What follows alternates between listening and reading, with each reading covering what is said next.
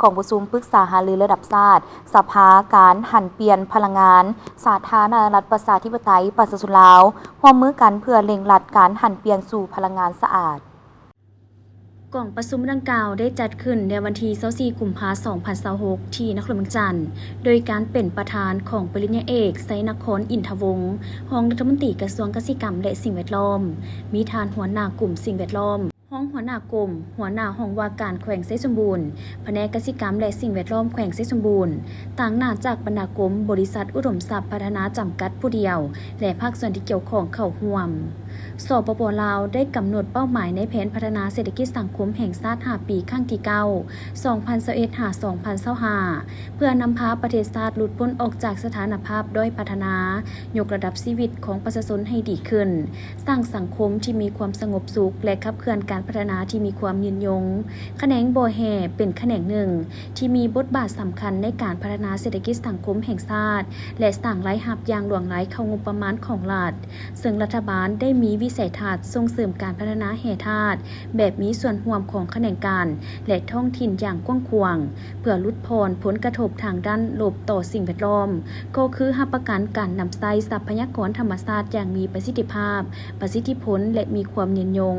และรับประกันความเป็นธรรมในการกระจายผลประโยชน์จากโครงการพัฒนาบ่อแห่โดยได้วางยุทธศาสตร์การพัฒนาแห่ธาตุและนำใช้กฎหมายว่าด้วยแห่ธาตุฉบับปรับปรุงใหม่เพื่อคุ้มครองการพัฒนาแห่ธาตุให้มีประสิทธิผลนำใช้ทรัพยากรแห่ธาตุให้เกิดผลประโยชน์สูงสุดเอาใจใส่การอนุรักษ์ทรัพยากรธรรมชาติและการปกปักรักษาสิ่งแวดล้อมและความปลอดภัยสุขภาพของผู้ออกแห่งงาน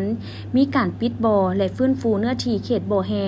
ให้สามารถนำใช้คืนส่งเสริมการปรุงแต่งแห่ธาตุภายในประเทศเป็นผลิตภัณฑ์สำเร็จรูปและเครื่องสำเร็จรูปแล้วจึงส่งออกเพื่อเพิ่มมูลค่าทางเศรษฐกิจประกอบส่วนในการสร้างเวทกันทำให้ประชาชนนับมือนับหลายขึ้น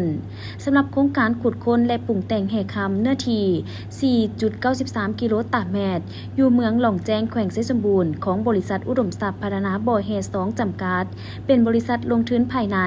ได้จดทะเบียนวิสาหกิจพร้อมนั้นบริษัทได้ร่วมมือกับกระทรวงป้องกันประเทศได้ศึกษาข้อมูลแห่ธาตุเบื้องต้น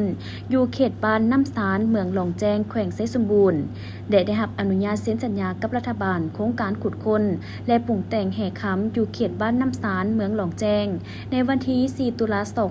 2021ภายหลังเซ็นสัญญาแล้วได้จดทะเบียนสั่งตั้งบริษัทอุดมทรัพย์พัฒนาบ่อแห่เพื่อเคลื่อนไหวเวียกงานของโครงการดังกล่าวในที่ประชุมยังได้ปรึกษาหารือและประกอบคำเห็นทางด้านวิชาการเพื่อมาปรับปรุงแก้ไขผลกระทบทางด้านสิ่งแวดล้อมปัญหาน้ำเปื้อนฝุ่นละอองสิ่งเจ็ดเหลือและอื่นๆที่อาจจะเกิดขึ้นในอนาคต